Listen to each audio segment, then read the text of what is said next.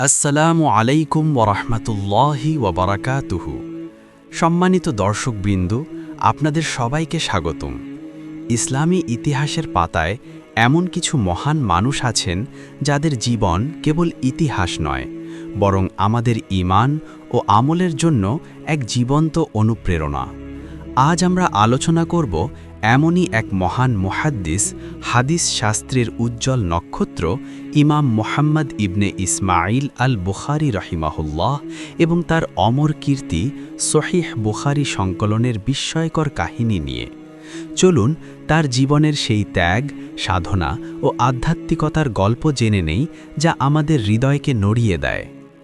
আজকের আলোচনায় আমরা সংক্ষেপে জানব ইমাম বুখারী রাহিমাহুল্লাহের জন্ম, শৈশব ও ইলম অন্বেষণের শুরু, কিভাবে একটি স্বপ্ন ও শিক্ষকের কথা তাকে সহিহ হাদিস সংকলনে উদ্বুদ্ধ করেছিল, 6 লাখ হাদিস থেকে কঠোর মানদণ্ডে বাছাই করার প্রক্রিয়া, প্রতিটি হাদিস লেখার আগে তার 2 রাকাত নামাজ ও ইস্তেখারা, 16 বছরের দীর্ঘ সফর ও ইলমের জন্য তার ত্যাগ, বাগদাদের সেই ঐতিহাসিক পরীক্ষা এবং তার অসাধারণ স্মৃতিশক্তি, কেন সহিহ বুখারী কোরআনের পর সবচেয়ে নির্ভরযোগ্য কিতাব হিসেবে স্বীকৃত। ইনশাআল্লাহ এই আলোচনা আমাদের ঈমানকে আরও মজবুত করবে। ইমাম বুখারী রাহিমাল্লাহ জন্মগ্রহণ করেন 194 হিজরি, বর্তমান উজবেকিস্তানের প্রাচীন নগরী বোখারা শহরে। তার পূর্ণ নাম আবু আবদুল্লাহ মুহাম্মদ ইবনে ইসমাইল ইবনে ইব্রাহিম ইবনে মুগিরা আল জুফি আল বুখারী। তার পরিবার ছিল দিনদার ও ইলমপ্রিয়। তার পিতা ইসমাইল ইবনে ইব্রাহিম রহিমাল্লাহ ছিলেন নিজেও একজন মুহাদ্দিস এবং ইমাম মালিক রহিমাল্লাহের ছাত্র। তিনি ছিলেন অত্যন্ত পরহেজগার। মৃত্যুর সময় তিনি বলেছিলেন, আমার সম্পদে এমন কোনো দিরহাম নেই যা সন্দেহজনক বা হারাম। এমন হালাল উপার্জনের বরকতেই সম্ভবত জন্ম নিয়েছিল এমন এক সন্তান যিনি উম্মাহ জন্য আলোর মিনার হবেন। কিন্তু দুর্ভাগ্যজনকভাবে ইমাম বুখারী রহিমাল্লাহ শৈশবেই তার পিতাকে হারান। তিনি বড় হন একমাত্র মায়ের তত্ত্বাবধানে, যিনি ছিলেন একজন পর্দানিসীন, আল্লাহ ভীরু ও দোয়াপ্রবণ নারী। ইমাম বুখারী রহিমাল্লাহের জীবনের শুরুতেই আসে এক বড় পরীক্ষা। ছোট বয়সেই তিনি দৃষ্টিশক্তি হারিয়ে ফেলেন। শিশু সন্তানকে অন্ধ অবস্থায় দেখে মায়ের হৃদয় ভেঙে যায়, কিন্তু তিনি হতাশ হননি, বরং দিনরাত আল্লাহর দরবারে কান্নাকাটি করে দোয়া করতে থাকেন, হে আল্লাহ, আমার সন্তানের চোখের আলো ফিরিয়ে দাও। ইতিহাসবিদরা উল্লেখ করেছেন, এক রাতে তার মা স্বপ্নে দেখলেন হজরত ইব্রাহিম আলাইহিসসালাম তাকে বলছেন, হে নারী, আল্লাহ তোমার দোয়ার বরকতে তোমার সন্তানের দৃষ্টিশক্তি ফিরিয়ে দিয়েছেন। সকালে ঘুম থেকে উঠে তিনি দেখলেন সন্তান সত্যিই আবার দেখতে পাচ্ছে। এটি শুধু একটি অলৌকিক ঘটনা নয়, বরং প্রমাণ মায়ের দোয়া সন্তানের জন্য কত বড় নেয়ামত। এই ঘটনা ইমাম বুখারীর জীবনের প্রথম বড় করোনা, যা তাকে আল্লাহর বিশেষ তত্ত্বাবধানে থাকার ইঙ্গিত দেয়। দৃষ্টিশক্তি ফিরে পাওয়ার পর থেকেই ইমাম বুখারী রাহিমাহুল্লাহ ইলমের দিকে ঝুঁকে পড়েন। মাত্র 7 বছর বয়সে কুরআন মুখস্থ করেন, আর 10 বছর বয়সে তিনি হাদিস মুখস্থ করা শুরু করেন। বুখারার মসজিদগুলোতে তখন বড় বড় মুহাদ্দিসদের দর্শ বসত। ছোট্ট মুহাম্মদ সেখানে বসে মনোযোগ দিয়ে শুনতেন। তার স্মৃতিশক্তি ছিল অবিশ্বাস্য। একদিন তার উস্তাদ একটি হাদিসের সনদ পড়াতে গিয়ে ভুল করলেন। ছোট ইমাম বুখারী বিনয়ের সাথে বললেন, উস্তাদ, আপনি সম্ভবত এখানে অমুকের জায়গায় তমুক বলেছেন। সবাই অবাক। উস্তাদ সনদ দেখে বললেন, হ্যাঁ, এই ছেলে ঠিক বলেছে। তখন তার বয়স মাত্র 11 বছর। এভাবেই সবাই বুঝতে শুরু করল, এই শিশুর ভেতর আল্লাহ বিশেষ কিছু রেখেছেন। ইমাম বুখারী রাহিমাহুল্লাহ নিজেই বলেন, আমি যখন মাদ্রাসায় যেতাম তখনই 1000-এর বেশি হাদিস মুখস্থ হয়ে গিয়েছিল। তিনি শুধু মূল হাদিস নয়, সঙ্গে সঙ্গে সনদ সহ মুখস্থ করতেন। অর্থাৎ কোন হাদিস কে কার কাছ থেকে বর্ণনা করেছেন, পুরো শৃঙ্খল মুখস্থ থাকত। এই অসাধারণ স্মৃতিশক্তি তাকে ভবিষ্যতে হাদিস শাস্ত্রের শীর্ষে পৌঁছে দেবে, এটা তখনই অনেকেই আঁচ করতে পেরেছিলেন। ইমাম বুখারী রাহিমাহুল্লাহ যখন 16 বছর বয়সী, তখন তার মা ও বড় ভাইয়ের সাথে হজ আদায় করতে মক্কায় যান। হজ শেষে মা ও ভাই বুখারায় ফিরে আসেন, কিন্তু কিশোর মোহাম্মদ সিদ্ধান্ত নেন, আমি এখানেই থাকব, হাদিস শিখব। মায়ের কাছ থেকে বিদায় নেওয়া সহজ ছিল না, কিন্তু মা বুঝেছিলেন এই সন্তান সাধারণ নয়। তিনি চোখের পানি ফেলে বললেন, বেটা যাও, আল্লাহ তোমাকে হেফাজত করুন। এই বিদায়ী ছিল তার জীবনের দীর্ঘ ইলমি সফরের সূচনা। মক্কা ও মদিনার মসজিদে তিনি দিনরাত বড় বড় আলেমদের দর্শে বসতে লাগলেন। কখনো ক্ষুধা, কখনো কষ্ট, কিন্তু ইলমের তৃষ্ণা কমেনি। মক্কায় থাকাকালীনই তিনি প্রথম ছোট ছোট বই লেখা শুরু করেন। মাত্র 18 বছর বয়সে তিনি লিখে ফেলেন কাজায়া সাহাবা ওয়া তাবিন, অর্থাৎ সাহাবি ও তাবিইনদের মতামত সংকলন। এত অল্প বয়সে এমন কাজ দেখে উস্তাদরাও বিস্মিত হন। তারা বলতেন, এই যুবক একদিন দুনিয়াকে চমকে দেবে। ইমাম বুখারী রহমতুল্লাহ আলাই শুধু মেধাবী ছিলেন না, বরং শৈশব থেকেই ছিলেন অত্যন্ত ইবাদতগুজার ও পরহেজগার। রাতে উঠে নফল নামাজ পড়া, কুরআন তিলাওয়াত, কান্নাকাটি করে দোয়া, এসব ছিল তার দৈনন্দিন অভ্যাস। একবার রাতে তাকে পোকা কামড়াতে থাকে, কিন্তু নামাজ ভাঙেননি। নামাজ শেষে দেখা গেল শরীরে 17টি কামড়ের দাগ। তিনি বলতেন, আমি আল্লাহর সামনে দাঁড়িয়েছিলাম, তখন এসবের দিকে মন দেওয়ার সুযোগ নেই। ইসলামের সোনালী যুগে ইলম অর্জন মানে ছিল ঘর ছাড়ো, পরিবার ছাড়ো আর বছরের পর বছর সফরে বেরিয়ে পড়ো। সে যুগে বই পাওয়া যেত না, রেকর্ডিং তো ছিলই না। হাদিস জানতে হলে যেতে হতো বর্ণনাকারীর কাছে, তার মুখ থেকে শুনতে হতো, তারপর তা মুখস্থ করতে হতো। এই কঠিন পথেই পা রেখেছিলেন কিশোর ইমাম মোহাম্মদ ইবনে ইসমাইল আল বুখারী। হজ শেষে মা ও ভাই ফিরে গেলে ইমাম বুখারী রাহিমাহুল্লাহ একা রয়ে গেলেন মক্কায়। তখন তার বয়স মাত্র 16, কিন্তু তার হৃদয় ছিল দৃঢ় সংকল্প। আমি যতদিন পারি ততদিন এখানে থেকে হাদিস শিখব। মক্কার হরম শরীফে তখন বহু বড় আলেমের দর্স বসত। তিনি নিয়মিত হাজির হতেন, কখনো রাত কাটাতেন মসজিদেই, খেজুর আর পানি দিয়েই দিন পার করতেন। মক্কায় তিনি যাদের কাছ থেকে হাদিস শিখেছেন তাদের মধ্যে উল্লেখযোগ্য হাম্মাদ ইবনে জাইদ, সুফিয়ান ইবনে ওয়াইনা, আলী ইবনাল মাদিনী, যিনি পরে তার অন্যতম বড় উস্তাদ হন। এই সময়েই তিনি বুঝতে শুরু করেন, হাদিস শুধু মুখস্থ করলেই হবে না, বর্ণনাকারীদের জীবন, চরিত্র ও স্মরণশক্তি যাচাই করাও জরুরি। মক্কা থেকে তিনি যান মদিনায়। মসজিদে নববীর পবিত্র পরিবেশে বসে হাদিস শেখা ছিল তার জীবনের এক বড় সৌভাগ্য। তিনি বলতেন, আমি অনেক সময় রাতে রওজা মোবারকের পাশে বসে হাদিস লিখতাম। মদিনায় তিনি সাহাবীদের সন্তান ও তাবেঈনদের শিষ্যদের কাছ থেকে হাদিস সংগ্রহ করেন। এখানে থেকেই তার মনে হাদিস সংকলনের স্বপ্ন ধীরে ধীরে দানা বাঁধতে শুরু করে। মক্কা ও মদিনায় কয়েক বছর কাটানোর পর ইমাম বুখারী রাহিমাহুল্লাহ বুঝলেন, যদি আমাকে সহিহ হাদিস সংগ্রহ করতে হয় তবে পুরো মুসলিম দুনিয়ায় ছড়িয়ে থাকা মুহাদ্দিসদের কাছে যেতে হবে। তারপর শুরু হলো তার জীবনের দীর্ঘতম অধ্যায়, ইলমের সফর। তিনি ভ্রমণ করেন খুরাসান, বুখারা, নাসাফ, মারুফ, ইরাক, বাগদাদ, কুফা, বসরা, হিজাজ, মক্কা, মদিনা, শাম, দামেস্ক, হিমস, মিশর, কায়রো ও আশপাশ, জাজিরা ও অন্যান্য অঞ্চল। প্রায় 16 বছরেরও বেশি সময় তিনি এক শহর থেকে আরেক শহরে সফর করেছেন, কখনো উটি, কখনো পায়ে হেঁটে।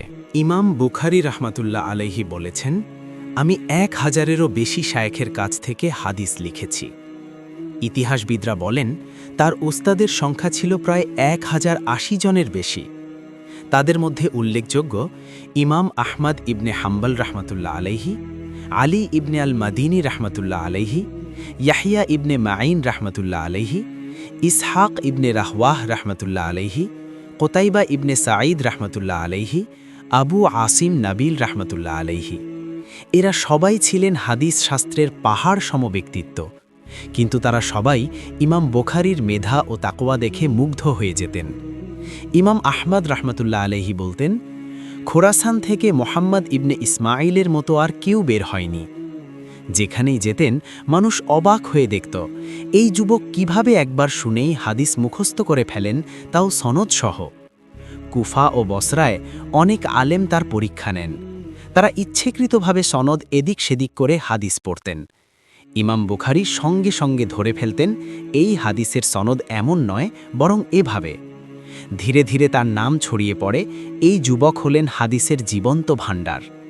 এই দীর্ঘ সফর ছিল কোনো আরামদায়ক ভ্রমণ, ছিল দারিদ্র্য, ক্ষুধা আর কষ্টে ভরা। একবার বসরায় তার সব টাকা শেষ হয়ে যায়। 3 দিন তিনি কিছু না খেয়েই কাটান। চতুর্থ দিনে কেউ তাকে সামান্য খাবার দিলে ইনি গ্রহণ করেন। আরেকবার তিনি বলেন, অনেক সময় আমার খাবার ছিল শুধু খেজুর, কখনো কখনো তাও জুটত না, কিন্তু কখনো কারো কাছে হাত পাতেননি। ইলমের পথে লজ্জা ও আত্মমর্যাদা রক্ষা করতেন। দিনে হাদিস সংগ্রহ আর রাতে ইবাদত, এটাই ছিল তার রুটিন। তিনি প্রায়ই রাতে উঠে নামাজ পড়তেন।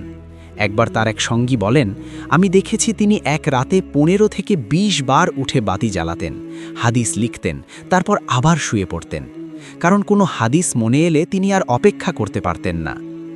ইমাম বুখারী রাহমাতুল্লাহ আলাইহি শুধু মুখস্থই করতেন না, সাথে সাথে লিখেও রাখতেন। তার কাছে সব সময় থাকত কাগজ, কলম, ছোট বাতি। তিনি বলতেন, আমি যা লিখি আগে তা ভালোভাবে মুখস্থ করি, তারপর কলমে লিপিবদ্ধ করি। এই অভ্যাসই তাকে ভবিষ্যতে বিশাল সংকলনের জন্য প্রস্তুত করে। একবার তিনি নৌকায় করে সফর করছিলেন। এক ব্যক্তি তার থলে দেখে সন্দেহ করল, এর ভেতরে অনেক টাকা আছে।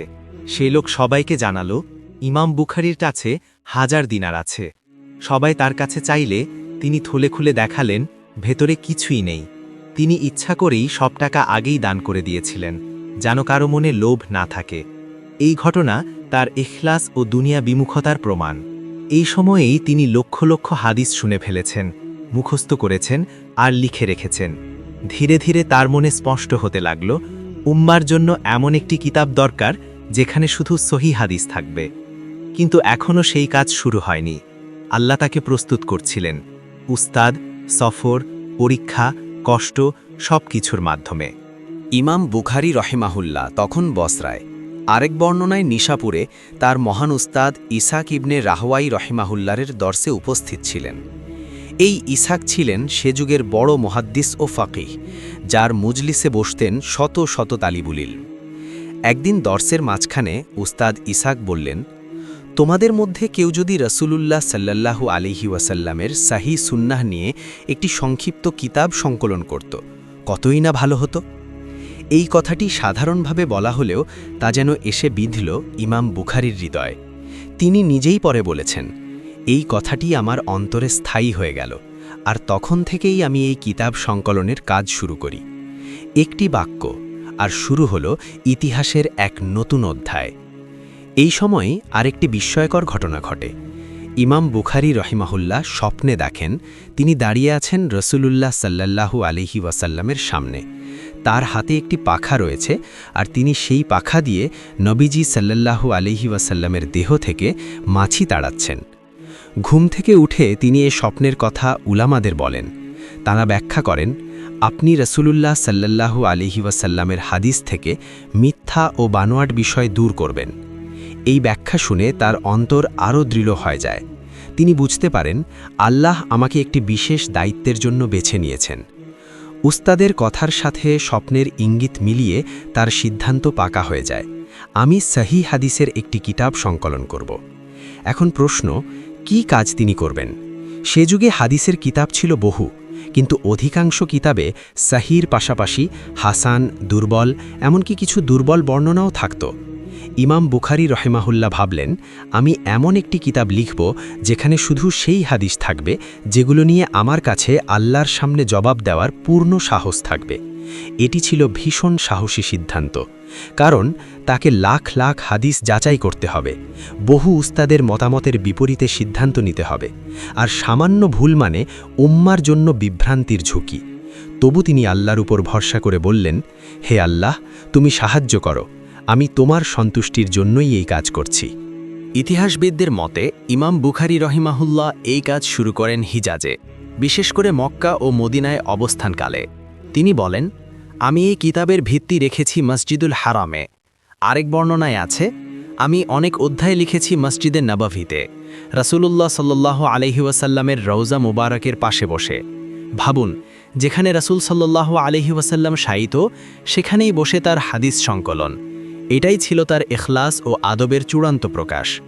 তিনি তার কিতাবের নাম রাখেন আল জামিউস সাহিহুল মুসনাদিল মুখতাসার মিন উমুরি রাসূলিল্লাহ সাল্লাল্লাহু আলাইহি ওয়াসাল্লাম ওয়া সুন্নতিহি ওয়া আইয়ামি, সংক্ষেপে সাহিহ বুখারী। অর্থ, রাসূলুল্লাহ সাল্লাল্লাহু আলাইহি ওয়াসাল্লামের বিষয়, সুন্নাহ ও জীবনের ঘটনাবলী থেকে সংক্ষিপ্তভাবে সংকলিত নির্ভরযোগ্য সাহিহ হাদিসসমূহের গ্রন্থ।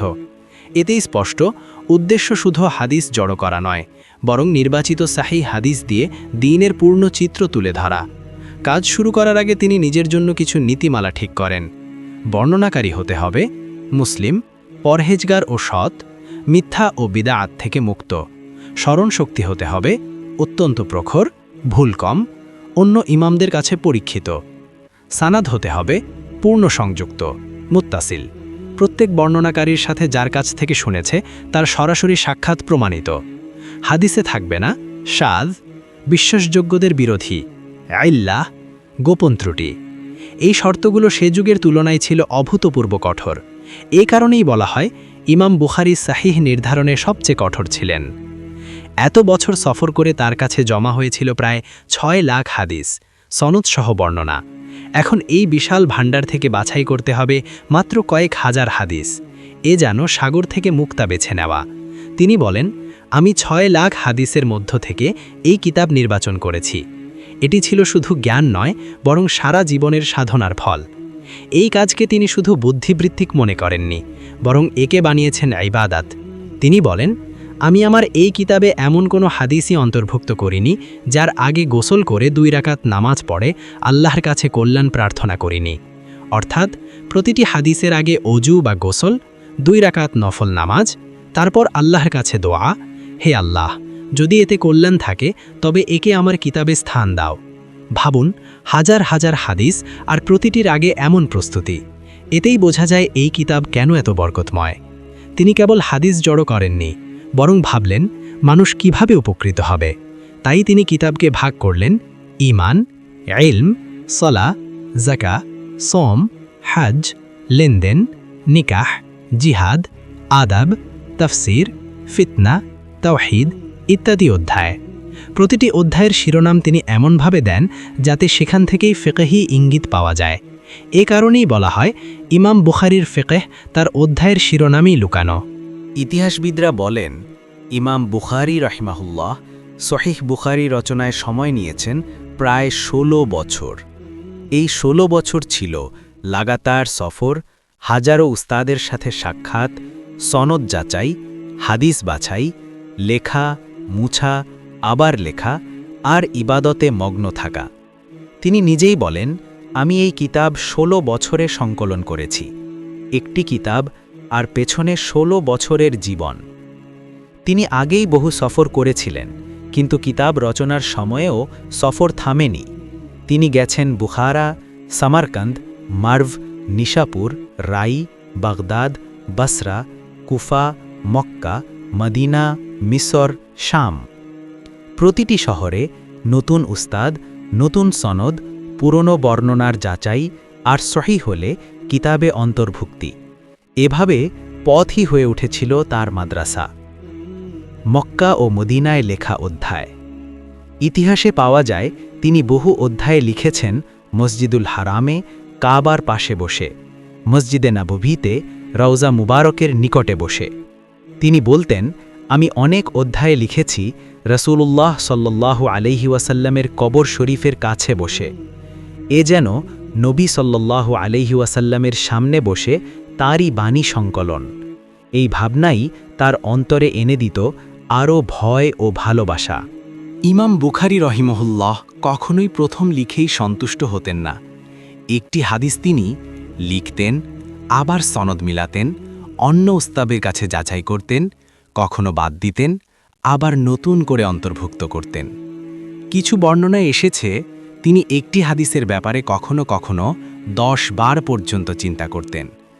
আরেক বর্ণনায় একটি হাদিস বাদ দিতে তার কাছে অন্তর্ভুক্ত করার চেয়ে সহজ ছিল, কারণ তার ভয় ছিল কাল কিয়ামতের দিন যদি রাসূল সাল্লাল্লাহু আলাইহি ওয়াসাল্লাম বলেন, তুমি আমার নামে এমন কথা লিখলে যা আমি বলিনি। যদিও তিনি লিখতেন, তবু তার প্রধান শক্তি ছিল হিফজ। তার ছাত্ররা বলেন, তিনি কিতাব না খুলেই সনদ ও মতন বলে দিতেন। এ কারণে তিনি অনেক সময় মুখস্থ মিলাতেন, তারপর লিখে নিতেন, আবার মুখস্থের সাথে যাচাই করতেন। এ যেন কলম ও হৃদয়ের যুগল সাধনা। তিনি কিতাবের বড় অংশ প্রস্তুত করার পর তা নিয়ে যান তার যুগের বড় বড় ইমামদের কাছে, যেমন ইমাম আহমদ ইবনে হাম্বাল রহিমাহুল্লাহ, ইয়াহিয়া ইবনে মাইন রহিমাহুল্লাহ, আলী ইবনে মাদিনী রহিমাহুল্লাহ। তিনি তাদের সামনে হাদিসগুলো পড়তেন। তারা সনদ পরীক্ষা করতেন, মতন মিলাতেন, আপত্তি করলে তিনি সংশোধন করতেন। ইমাম আলী ইবনে মাদিনী রহিমাহুল্লাহ বলেন, আল্লাহ এই যুবকের মতো আর কাউকে হাদিসের এলম দেননি। এটা ছিল তার জন্য বড় স্বীকৃতি। দীর্ঘ যাচাই শেষে তিনি কিতাবকে চূড়ান্ত রূপ দিলেন। পুনরুক্তি সহ প্রায় ৭,২৭৫টি, পুনরুক্তি বাদে প্রায় ২,৬০০ কিছু বেশি। প্রতিটি বাবের শিরোনাম কখনো আয়াত, কখনো ফিকহি ইঙ্গিত, কখনো প্রশ্নরূপ। এভাবে তিনি কিতাবকে বানালেন হাদিস ও ফিকহের এক অনন্য সংকলন। তার রাত কেমন কাটত? ছাত্ররা বলেন, তিনি রাতে বারবার জেগে উঠতেন, বাতি জ্বালাতেন, কিছু লিখতেন, আবার শুতেন। কখনো এক রাতে ১৫-২০ বার বাতি জ্বালাতেন, কারণ হঠাৎ কোনো সনদ বা বিন্যাসের কথা মনে এলে তিনি আর অপেক্ষা করতেন না। এভাবেই তার রাত হয়ে উঠেছিল ইবাদত ও ইলমের মিলনস্থল। এই সময়ে তার জীবন ছিল খুবই সাধারণ। আরাম আয়েশ নেই, স্থায়ী বাসস্থান নেই, সম্পদের প্রতি আগ্রহ নেই। যা ছিল ইলমের পেছনে খরচ। বর্ণনায় আছে, তিনি বহু সম্পদ হাদিসের পথে ব্যয় করেছেন। কখনো সফরে অর্থ শেষ, কষ্ট, ক্ষুধা, তবু তিনি থামেননি, কারণ লক্ষ্য ছিল আল্লাহ ও তার রাসূল সাল্লাল্লাহু আলাইহি ওয়াসাল্লামের সন্তুষ্টি। নিশাপুর শহরে যখন ইমাম বুখারী রহিমাহুল্লাহ পৌঁছালেন, শহর যেন জেগে উঠল। আলেম, ছাত্র, সাধারণ মানুষ সবাই দলে দলে ছুটে এলো তার দর্শে।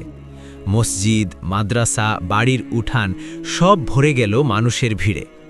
লোকেরা বলাবলি করতে লাগল, এই সেই বুখারী যার মুখস্থে লাখো হাদিস। কিন্তু হঠাৎ এক প্রশ্ন সবকিছু পাল্টে দিল। এক ব্যক্তি জিজ্ঞেস করল, হে ইমাম, কোরআনের উচ্চারণ লফজ কি সৃষ্ট নাকি অসৃষ্ট? ইমাম বুখারী রহিমাহুল্লাহ বুঝলেন এ প্রশ্নে ফিতনার গন্ধ আছে। তিনি শান্তভাবে বললেন, কোরআন আল্লাহ কালাম, অসৃষ্ট, আর আমাদের উচ্চারণ ও আমল সৃষ্ট। এই কথাকে কিছু লোক ভুলভাবে ছড়িয়ে দিল।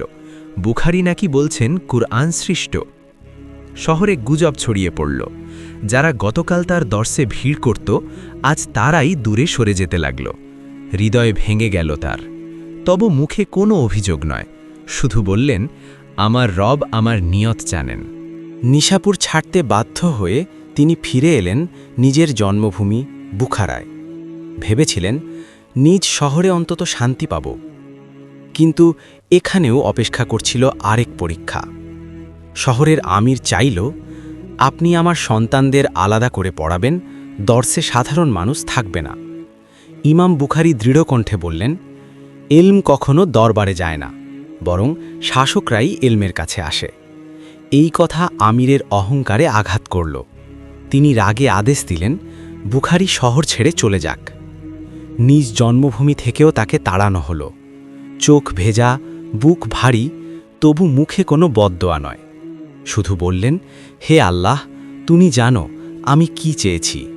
শহর ছাড়ার পর তিনি আশ্রয় নিলেন সামরকন্দের কাছে এক গ্রামে, খরতং। এখন আর সেই ভিড় নেই, নেই হাজারো ছাত্রের কোলাহল, শুধু নীরবতা আর কষ্ট। রাতে তিনি নামাজে দাঁড়াতেন আর চোখের পানি ফেলে বলতেন, হে আল্লাহ, দুনিয়া আমার জন্য সংকীর্ণ হয়ে গেছে। যেখানে ভালো মনে করো, আমাকে সেখানে নিয়ে নাও। তবু কলম থামেনি। তিনি তখনও হাদিস পড়াতেন, লিখতেন, সংশোধন করতেন, কারণ তার জীবনের একটাই লক্ষ্য, ইলমকে বাঁচিয়ে রাখা। এর আগেই একসময় তিনি গিয়েছিলেন বাগদাদে। বাগদাদের বড় আলেমরা বললেন, চলো দেখি বুখারীর স্মৃতি কতটা শক্ত। তারা ১০০ হাদিস নিলেন। সেগুলোর সনদ ও মতন ওলটপালট করে ১০ জন লোকের হাতে দিলেন। মজলিস ভরে গেল মানুষের ভিড়ে। একজন একজন করে ভুল হাদিস পড়তে লাগল। ইমাম বুখারী প্রতিবার বললেন, আমি এটা জানি না। মানুষ ভাবল, এ কেমন ইমাম, কিছুই জানে না। সব শেষ হলে তিনি দাঁড়ালেন, বললেন, আপনি যে হাদিস বললেন তা আসলে এমন নয়, সঠিকটা হলো। এভাবে তিনি একে একে 100টি ভুল হাদিস ঠিক করে দিলেন, সাথে সঠিক সনদও বললেন, সব মুখস্থ থেকে। মজলিস স্তব্ধ, আলেমরা কেঁদে ফেললেন। সবাই বলল, আজ প্রমাণ হল বুখারী যুগের ইমাম। দীর্ঘ 16 বছরের সাধনার পর যখন সহি বুখারী পূর্ণ হল, তিনি তা নিয়ে গেলেন বড় বড় ইমামদের কাছে। ইমাম আহমদ ইবান হাম্বল, ইয়াহিয়া ইবান মাইন, আলী ইবান মাদিনী সবাই কিতাব দেখে বললেন, কোরআনের পর এটাই সবচেয়ে সহি কিতাব। খবর ছড়িয়ে পড়ল দুনিয়া জুড়ে। মক্কা, মদিনা, ইরাক, শাম, খোরাসান সব জায়গায় পড়ানো শুরু হলো সহি বুখারী। যাকে মানুষ তাড়িয়ে দিয়েছিল, আজ তার কিতাবকে বুকে জড়িয়ে ধরল উম্মাহ। এটাই আল্লাহর কবুলিয়াত। খরতম গ্রামে অসুস্থ হয়ে পড়লেন তিনি। শরীর দুর্বল, কিন্তু মুখে জিকির। ঈদের রাত, চারদিকে তাকবীরের ধ্বনি, আর তিনি বিছানায় শুয়ে বলছেন, আল্লাহুম্মা তাওয়াফানি ইলাইকা, হে আল্লাহ, আমাকে তোমার কাছে তুলে নাও। 256 হিজরি, ঈদের রাতেই তিনি ইন্তেকাল করলেন। সকাল হলে মানুষ ঢল নামালো জানা যায়। গ্রাম আর ধরে না, যেন পুরো উম্মা বিদায় জানাতে এসেছে। কিন্তু তিনি চলে গেলেও রয়ে গেল তার অমর উপহার, সহি বুখারী। ইমাম বুখারী রাহমাহুল্লাহ এর জীবন আমাদের শেখায়, ইলম কেবল মেধায় নয়, ইখলাস, ত্যাগ ও ধৈর্যেই কবুল হয়। শৈশবের অন্ধকার থেকে শুরু করে জ্ঞানোন্বেষণের দীর্ঘ সফর, অপমান, বিরোধিতা আর নিঃসঙ্গতার মাঝেও তিনি থামেননি। কারণ তার লক্ষ্য ছিল একটাই, রাসূল সাল্লাল্লাহু আলাইহি ওয়াসাল্লামের সহিহ বাণী উম্মার কাছে পৌঁছানো।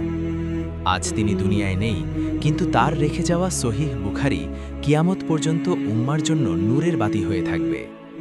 হে আল্লাহ, আমাদেরকে তার ইলম থেকে উপকৃত করুন এবং তার ইখলাসের সামান্য অংশ হলেও দান করুন। আমিন।